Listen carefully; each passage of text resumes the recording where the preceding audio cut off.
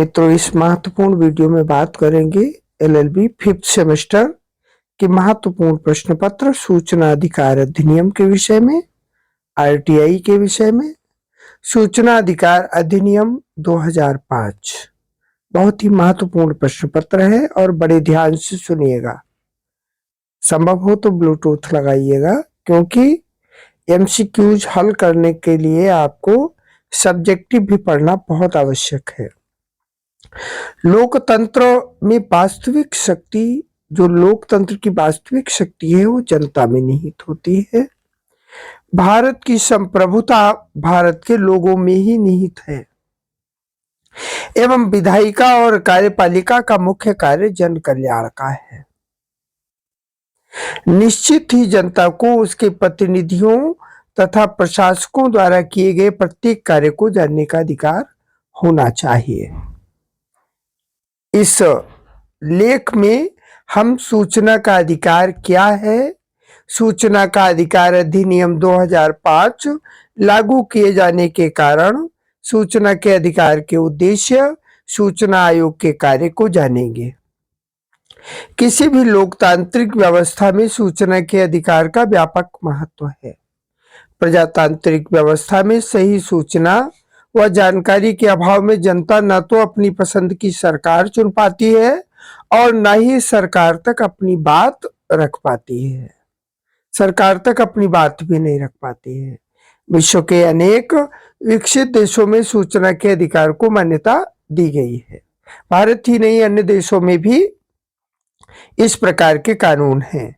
लोकतांत्रिक देशों में स्वीडन पहला ऐसा देश था जिसने अपने देश में 1766 में संवैधानिक रूप से सूचना के अधिकार के अंतर्गत अपने कानूनों में सूचना के अधिकार को शामिल किया।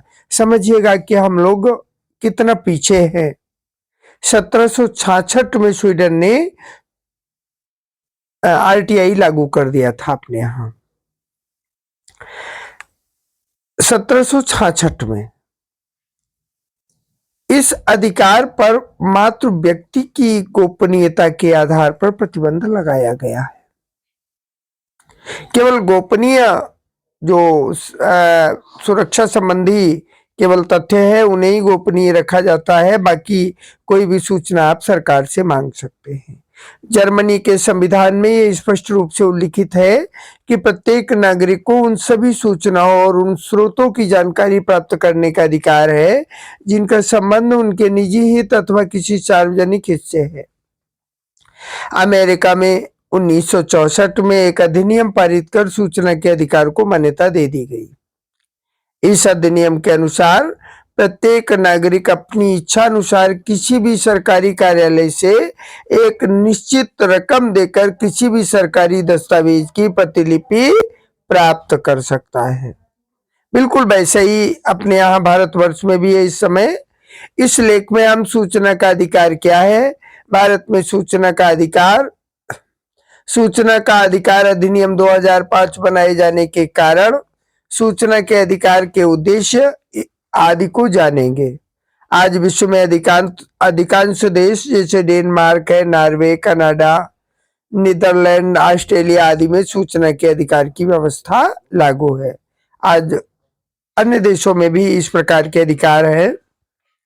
सूचना का अधिकार है क्या, इसको जान लीजिएगा। सामान्यतः सूचना के अधिकार का अर्थ जानने के अधिकार से लगाया जाता है, यानी कुल मिलाकर के हम किसी भी जानकारी को सरकार से प्राप्त कर सकते हैं। सूचना के अधिकारों को संभवतः सर्वप्रथम संयुक्त राष्ट्र महासभा द्वारा परिभाषित किया गया था। 1984 में जारी मानवाधिकार की विश्व घोषणा में विभिन्न शीर्षकों के अंतर्गत 100 से भी अधिक मानवाधिकारों में सूचना के अधिकार को शामिल किया गया। इस अधिकार में भौगोलिक सीमाओं से परे मौखिक, लिखित, मुद्रित अथवा किसी भी अन्य माध्यम से सभी तरह की सूचनाओं और विचारों को चाहने, प्राप्त करने या प्रदान करने का अधिकार शामिल है। इसका स्पष्ट आशय यह है कि सूचना का अधिकार अनुच्छेद 19 में वर्णित वाक एवं अभिव्यक्ति की स्वतंत्रता का वो भाग है जो सभी व्यक्तियों को प्रदान किया जाना चाहिए। सभी को मिलना चाहिए। अभिव्यक्ति की स्वतंत्रता का एक भाग है ये। सूचना के अधिकार के तहत प्रत्येक नागरिक को किसी भी सरकारी कार्यालय या अधिकारों से वांछित सूचनाएं प्राप्त करने, सरकारी फाइलों को देखने और उनकी प्रतिलिपि या अधिकारों से वांछित सूचना प्राप्त करने, नकल प्राप्त करने, सरकारी फाइलों को देखने का अधिकार उन्हें प्राप्त है। सरकारी प्राधिकरण एक तय सीमा के अंतर्गत आवश्यक सूचना उपलब्ध कराने में भी बाध्य है। भारत में सूचना अधिकार अधिनियम 2005 ये अधिनियम के रूप में अधिनियमित है। भारत में सूचना का अधिकार विभिन्न जन आंदोलनों का परिणाम है। इस आंदोलन की शुरुआत 1990 में हुई, जब मजदूर किसान शक्ति संगठन MKSS ने राजस्थान सरकार के सामने ये मांग रखी कि अकाल राहत कार्य और मजदूरों को राहत दी जाने वाली पगार के रिकॉर्ड का सार्वजनिक खुलासा किया जाना चाहिए। आंदोलन के दबाव में सरकार को राजस्थान पंचायती राज अधिनियम में संशोधन करना पड़ा। नए कानून के तहत जनता को पंचायत के दस्तावेजों की प्रतिलिपि प्राप्त करने की अनुमति मिल गई, जबकि पंचायतों के लिए बजट, लेखा, खर्च, नीतियों और लाभार्थियों के बारे में सार्वजनिक घोषणा करना अनिवार्य कर दिया गया। 1996 में सूचना के अधिकार को राष्ट्रीय अभियान का रूप देने का प्रयास किया गया। 1966 में लोकसभा चुनाव में लगभग सभी प्रमुख पार्टियों ने अपने घोषणा पत्र में सूचना के अधिकार संबंधी कानून बनाने की बात कही। तत्पश्चात उपभोक्ता शिक्षा एवं अनुसंधान केंद्र, प्रेस काउंसिल तथा शौरी समिति की रिपोर्ट के आधार पर सूचना के अधिकार का एक मसौदा तैयार किया गया। इसी आधार पर 2002 में सूचना की स्वतंत्रता का विधेयक पारित किया गया, पर कतिपय खामियों की वजह से इसे लागू नहीं किया जा सका। पुनः 2005 में सूचना के अधिकार का विधेयक पारित किया गया और जून 2005 में राष्ट्रपति APJ अब्दुल कलाम ने बहुप्रतीक्षित सूचना के अधिकार विधेयक को अपनी मंजूरी दे दी और यह विधेयक पूर्णतः 12 अक्टूबर 2005 को संपूर्ण धाराओं के साथ लागू कर दिया गया।